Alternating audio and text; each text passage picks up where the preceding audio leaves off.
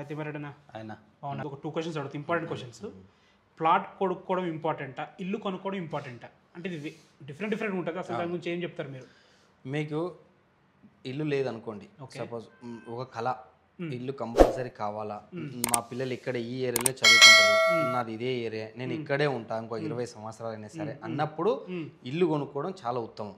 Okay ఒకటే ఇల్లు ఒకటి 10 ఇల్లులు పెట్టి నాకు రెంట్ వైజ్ కావాలా అని అంతే. అది మంచి ఐడియా కాదు. Okay. ఎందుకంటే నాకు రెంట్లో వస్తాయని కాదు. సపోజ్ నేను ఒక ఎగ్జాంపుల్ చెప్తా.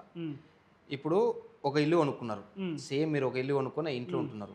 నేను ఎక్కడో దూరం నుంచి వచ్చాను, నన్ను కూడా కొనుక్కోమని చెప్పారు ఇల్లు, కానీ నేను ఇల్లు కొనుక్కోలే. మీ పక్కనే 2 ప్లాట్లు కొన్నా.